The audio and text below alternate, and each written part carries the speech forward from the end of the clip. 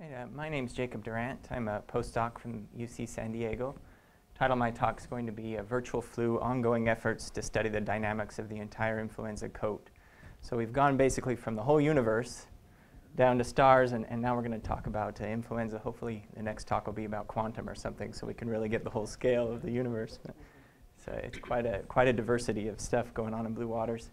So I'm here representing Romy Amaro. She's the executive director of the National Biomedical Computation Resource. This is a P41 funded resource at San Diego that the goal is to look at computational modeling of biological questions across multiple scales. Maybe not all the way up to the whole universe scale, but from the molecular level, as I'll show you in just a moment, even up to simulations of the whole organ, and then how to string all these things together. She's a wonderful person to work with. I'm very fortunate. So here's just a brief outline of my talk. First, I'm going to give an introduction, why flu is important. Then I'm going to describe how I built a model of the viral coat, atomic resolution model, ongoing efforts to simulate that model, and finally, the utility of these kinds of simulations. Why do we care about them?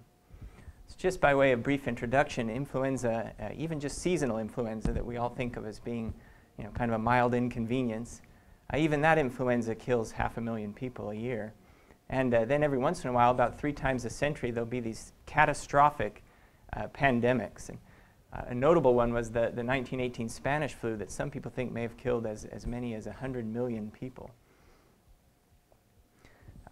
Now, the infection occurs principally at the viral coat. And so there's 2 glycoproteins that stick out of the membrane that surrounds the viral particle.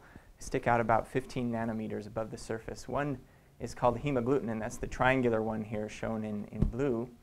And what happens is it binds to sialic acid molecules or residues on the glycoproteins or glycolipids that are attached to the cell. So this is how the virus floats and then attaches to the cell, and then it's endocytosed and it replicates there in the cell. Finally, it buds out of the cell, but it continues to be attached to the surface of the cell through these same sorts of linkages. And then there's a second glycoprotein sticking out of the surface of the virus called neuraminidase. It's a square-shaped one. And what it does is it then cleaves those sialic acid tethers, and that then allows the virus to float off and infect the next cell. So the infection process really takes place at the surface of the cell.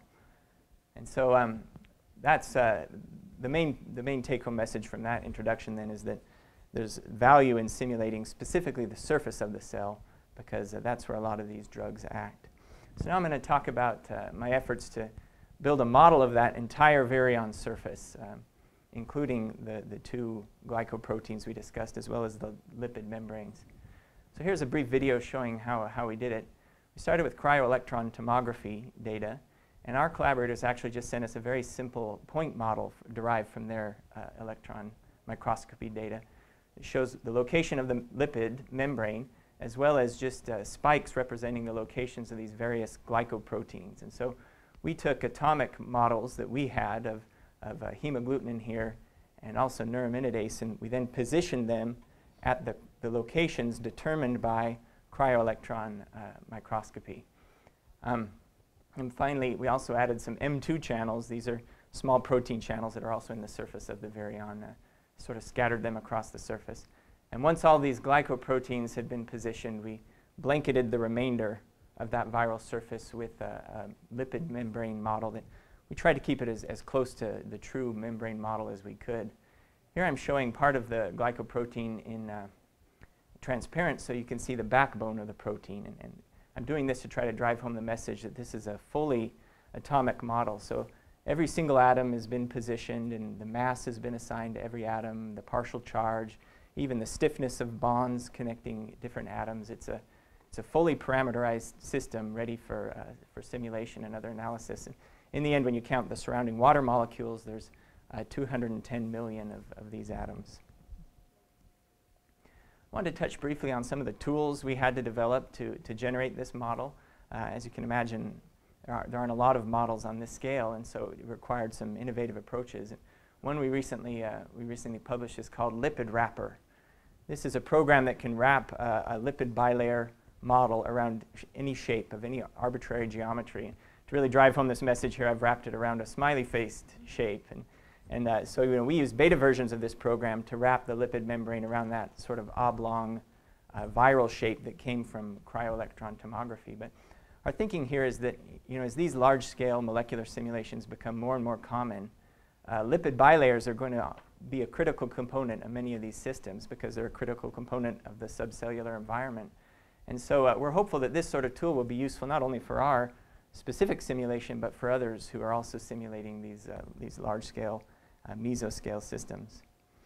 And then we've been pleased that others have picked up on lipid wrapper and used it in ways that we didn't expect. We were thinking of it in terms of, and certainly its primary purpose is for model building and simulation, but there have even been some artists and graphic people who've incorporated it into their software packages and are using it for visualization. So it's fun when people come up with new ways of using your stuff that you never imagined. All right, so having then described how I created this model, I want to talk about ongoing efforts to simulate this whole-virion code. I wanted to start just by giving a shout out to Stampede, and I know this is a Blue Waters conference, but they gave a great allocation early on in the project that were critical in the early stages. Their Intel Xeon Phi coprocessors were very helpful in creating some of the atomic models of single glycoproteins, for example. But this is, of course, a Blue Waters conference, so here I'm showing some of the benchmarks on Blue Waters for this system. And you can see if we used 8,000 of those XE nodes, which in practice we don't truly use that many, we can get as many as 6.6 nanoseconds of simulation. And it's funny to hear folks talking about a million years times. For me, 6.6 nanoseconds a day is extremely long for a system of this size. So I suppose it's all relative. But really, for performing these simulations, Blue Waters has just been critical. It really wouldn't be possible to perform molecular dynamic simulations on this scale without Blue Waters. Now, the main thing we've learned, it's in its first year of being Blue Waters funded, and so the main thing we've learned so far from these simulations is that performing simulations of this scale is very hard. And that's been a useful lesson to learn. So turns out that we've had a number of problems with instabilities in our lipid bilayers.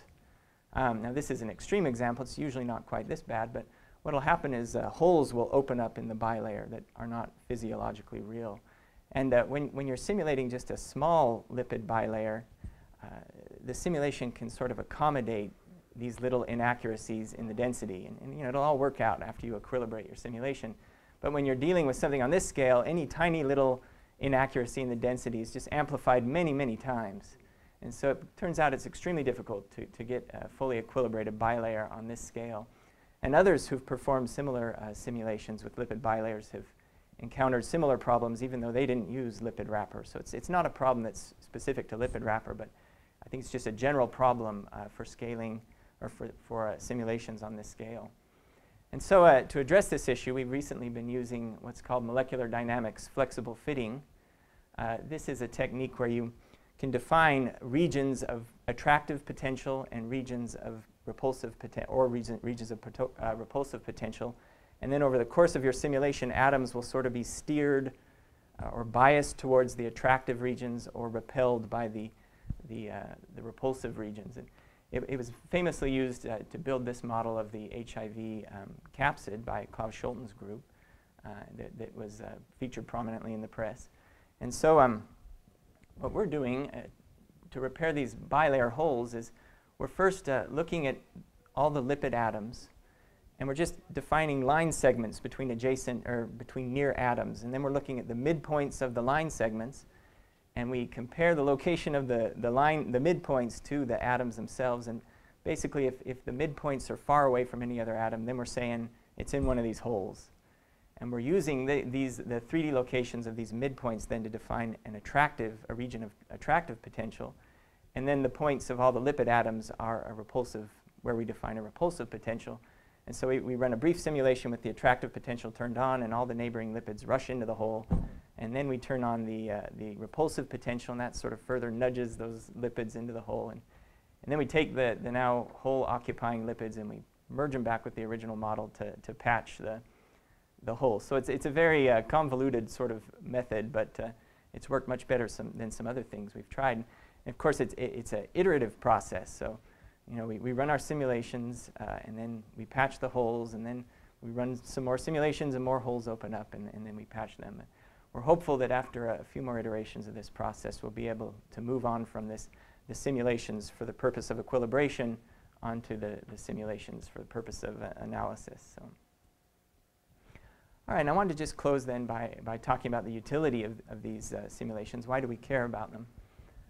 Well, we're hopeful that in silico tests might allow us to study some of these strains with pandemic potential without having to actually create these strains in the laboratory. And this has sort of been a fad among microbiologists as of late.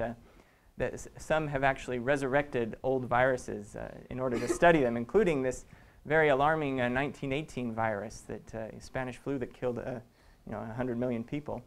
And then lots of other, well, not lots, I shouldn't exaggerate, but some other folks have been performing these gain of function experiments in ferrets, which have respiratory tracts that apparently are very similar to people. So they're really trying to make viruses that are more virulent than what nature's produced so far, hoping that they'll be able to predict the next pandemic event. You know, they're trying to anticipate nature's next move. But the reason that I and others are concerned about this is the potential for some of these viruses to escape the lab. And you know, some would say that that's maybe conspiratorial thinking, or you know, but the truth of the matter is there's a history of this happening. In 1977, there was a H1N1 pandemic that was genetically identical to a strain from 27 years earlier. And those of you who know influenza know that this is a virus that evolves very, very rapidly.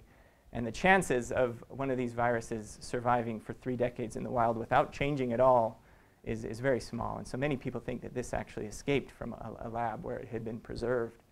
And then in 2014, the CDC accidentally contaminated a sample of non-pathogenic influenza with highly pathogenic H5N1, and then shipped that sample outside of the CDC. And they only made this discovery because at the time they were investigating a similar anthrax accident. Otherwise, they wouldn't have even known about the influenza. So, you know, these researchers, they're very responsible, and there's many people who are studying this, and most of the viruses don't escape. But eventually, it only takes one. Anyway, I think I've driven home this point. So what are some of the things then that we're hoping to study? Well, one important thing is that we can study the electrostatic environment that surrounds these viruses. So, you know, these atoms have partial electric charges on them, and so there's an electric field that permeates that entire surface, and it almost certainly plays an important role in drug binding. Oh, nice. Almost certainly plays an important role in drug binding and virulence. In fact, they've looked at specific hemagglutinin, that's one of these glycoproteins on the surface, H3, and they've looked as it's evolved to become more adapted to humans, it's gained positive charge. So you know, that strongly suggests that the electric charges on these glycoproteins have a big influence. Recent influenza strains also have this deletion in neuraminidase, the other glycoprotein. It's a deletion right in the stalk that connects this enzymatic head to the bilayer below. So it essentially just makes that whole neuraminidase a little bit shorter relative to the taller hemagglutinin next to it. And so, you know, those sorts of large changes are also going to affect the overall electrostatics. And it may well be that changes in that electrostatic field are partially responsible for why these deletions are more virulent. It's too early to come to any solid conclusions, but we have been running electrostatic calculations and Brownian dynamics simulations on just the static structure. And there do seem to be some significant differences among the strains depending on whether or not this deletion exists. And we're hopeful that once we go into the productive phase of our simulations, we'll be able to look at how those electrostatic fields change over time, or what's the average electrostatic field, because that's what, you know, small molecules and cells are really seeing in vitro. And then finally, there's also some pharmacological implications. Our lab and others have done simulations of just the head of the neuraminidase, the ectodomain, where the important reactions take place. Just isolated, not connected to a cell, not even connected to a stalk, but just sort of floating in water. And even there, over time periods as short as 100 nanoseconds, we see changes in that protein that make it so certain molecules can bind that otherwise wouldn't be able to bind. And we've even been able to make certain predictions based on these dynamic simulations of new molecules that might inhibit the protein that were subsequently shown to in fact inhibit it. But so even just in isolation, these simulations provide useful data over the short term. But the truth of the matter is the dynamics of these proteins are almost certainly affected by that microscopic environment. You know, that electrostatic field is going to change the way these proteins move, may well reveal new conformations that aren't evident on the simulations with just the isolated proteins. And any one of these different conformations could present a new strategy for designing a drug that can inhibit that glycoprotein.